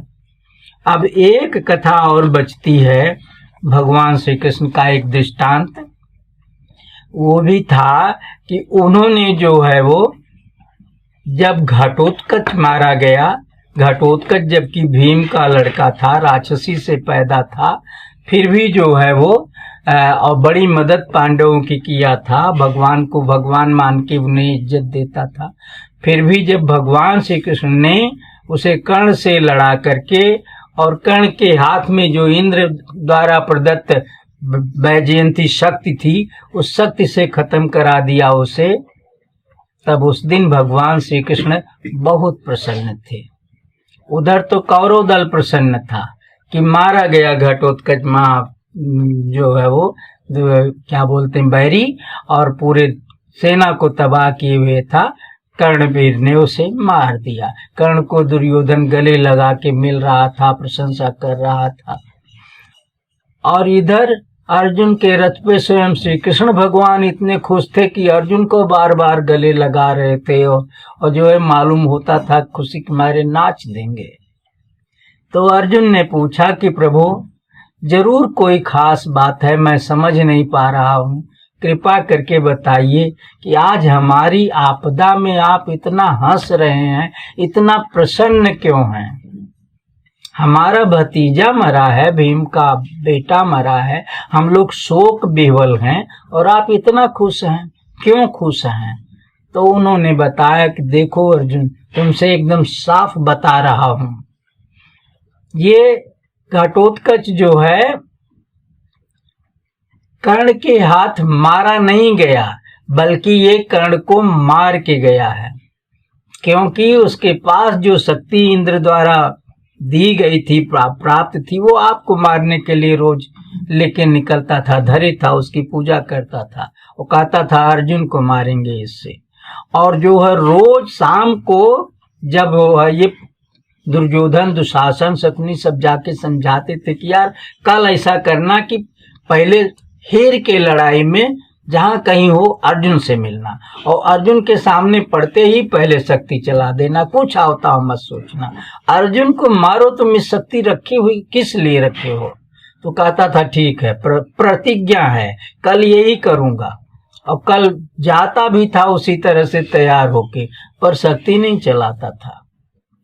लड़ाई होती थी, हार भी जाता था, घायल भी होता था, मूर्छित तक हो जाता था, फिर लौट आता था, फिर शक्ति उसके पास से रह जाती थी। फिर वो लोग पूछते थे कि आपने जो है वो चलाया नहीं, अरे मेरे दिमाग में नहीं आया। और वो लोग कहते थे हम लोगों के भी दिमाग में नहीं आया कि आपको वहां पर याद दिला दें। तो जो है अच्छा कल ये काम करना, कल भी वो काम नहीं हुआ। तो उन्होंने कहा कि ऐसा जानते हो क्यों? क्योंकि इसलिए कि वो शक्ति अगर आप पे चला देता तो आप जरूर मारे जाते, हम बचा भी नहीं पाते। इसलिए अर्जुन उसके लिए हम उपाय करते थे रोज। रात भर हमको नींद नहीं आती थी। सुबह जब वो लड़ाई के मैदान में आता था तो आपके रथ पे आगे तो हम बैठे हैं, हमारा दर्शन उसको होता था, और जब हमारी शरीर वो देखता था तो हम अपनी माया से उसकी बुद्धि फेल कर देते थे। वो बिल्कुल भूल जाता था कि हमारे पास शक्ति भी है और हम प्रण करके आए हैं अर्जुन पे चलाने के लिए। दिमाग से निकल गया और बाकी कौरव सेना भर को हम भुलवा देते थे ताकि वो भी जो है वहां बीच में उसे होश न धराए, करे शक्तियां क्यों नहीं चला रहे हो। तो ये करके हम किसी तरह से आपको बचा रहे हैं, और आज वो शक्ति इस घटोत्कच के ऊपर चल गई तो आप बच गए। और अब स्वयं कर्ण जो है एक साधारण मनुष्य हो गया जो कि एकदम अजेय था, जिसे कोई नहीं जीत सकता था। आज अब वो साधारण मनुष्य, समझिए वो मरा दाखिल है। अब आप उससे लड़ोगे तो बड़े आसानी से मार ले जाओगे, नहीं तो आप मार और नहीं पाते। तो ये तो बात हुई कि खुशी की। और जो खास बात ये है अर्जुन, वो खास बात ये है कि ये जो घटोत्कच है ना, ये राक्षस था, राक्षसी की कोख से पैदा था। ये धर्म का नाश करता था, यज्ञ वज्ञ जाके विध्वंस करता था। तो ऐसे पापी को वो हमारा बद्ध होता है, जो इस तरह का होता है वो हमारा बद्ध होता, हम उसको स्वयं मारते हैं। पर यहाँ दुश्मन की ओर से दो ठो राक्षस भी लड़ रहे थे, तो पहले हमने घटोत्कच से उन दोनों राक्षसों को मरवाया और फिर इसके बाद उसे कर्ण से मरवा दिया। तो ये तीन काम हम इकट्ठा कर दिए और आपको बचा लिए, तो नाचेंगे नहीं, ये हमारी खुशी की बात है। तो यहाँ पर भगवान ने कहा, लीजिए इस लाइन को सुनिए कि यदि यही काय संगर माही, मारत आजू अंग निपनाही। अंग माने अंग देश का राजा था कर्ण, कि आज की लड़ाई में अगर कर्ण इसको न मारता तो गही चक्र मोहिनी जहा था, काटन परत घटोत्कच माथा। तो अर्जुन मुझे अपने हाथ से सुदर्शन उठा करके घटोत्कच का माथा काटना पड़ता। और यह मखनासन ब्राह्मण द्रोही, धर्म लोपी खटकत राह मोही। ये भले आपका भतीजा था, भीम भाई का बेटवा था, आपके सेना की ओर से लड़ रहा था, लेकिन ये यज्ञ का विध्वंसक था, ब्राह्मणों का द्रोही था, धर्म को लोपने वाला था। ये हमको बहुत खटक रहा था हमारे हृदय में। और बधेऊ न अब तक तू प्रिय कारण, और यही में से रहा असुर दुई मारन। और अब तक मैंने इसको इसलिए नहीं मारा था कि इसके बहाने दो राक्षसों को मरवाना था, आपका प्रिय करना था, नहीं तो आपके खिलाफ वो दोनों लड़ते तो आपको बहुत कठिनाई होती। तो इस तरह से भगवान ने खोल के कहा कि घटोत्कच अगर बच जाता, कर्ण न मारे होता, चाहे आप लोग ऋषियाते चाहे कुआते, पर हम अपने हाथ से उसका माथा काटते जरूर। तो कुल मिला के क्या सिद्ध हुआ? सिद्ध ये हुआ कि भगवान श्री कृष्ण को सबसे ज्यादा प्यारा धर्म है। धर्म की रक्षा के लिए उनका अवतार होता है, उसकी संस्थापना करते हैं, और जो धर्म के विरुद्ध है, वो चाहे उनका सगा संबंधी हो चाहे जो हो, वो उनका परम शत्रु है, वो उनके लिए बद्ध है। दूसरा ना बद्ध है तो ये अपने हाथ से उसको बद्ध देंगे। तो इस तरह से आज की कथा समाप्त हुई। भगवान की लीला कथा तो थोड़ी हुई, पर इस बात पर प्रकाश पड़ा कि भगवान के प्रीत्यर्थ अगर हमें काम करना है, भगवान को खुश करना है, उनकी भक्ति करनी है, भगवान की कृपा पानी है, उनके लोक में जाना है, तो हमें धर्म परायण होना पड़ेगा। धर्म के विरुद्ध हमें आचरण नहीं करना चाहिए। यही शिक्षा है इससे। हे सज्जनों, कोई गलती हुई हो तो क्षमा करिएगा। अब ये कथा हम आज यहीं समाप्त करते हैं। जय श्री राधे।